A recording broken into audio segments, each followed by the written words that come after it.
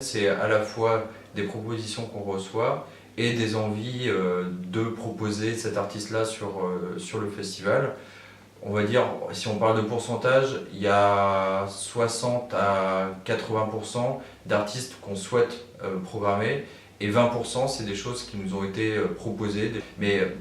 une programmation, c'est à la fois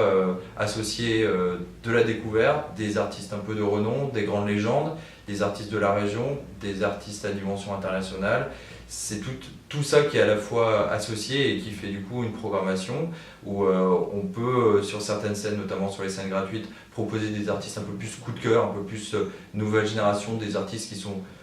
en devenir, qui vont certainement marquer le jazz de demain. Mais par exemple, avec une scène comme le Théâtre Antique, on n'est plus sur des valeurs sûres, des artistes qui ont quand même une certaine notoriété, une certaine renommée sur la scène jazz. C'est un des leitmotivs du festival, c'est de pousser cette nouvelle génération,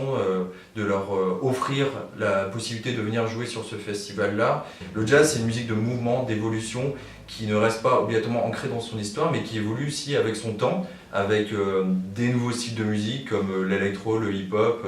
la pop, le rock, le punk, qui se mélangent à tout ça. Et on a une nouvelle génération de jeunes musiciens qui arrivent sur la scène internationale et qui ont grandi à la fois avec ces styles de musique, mais en même temps ils ont un profond respect pour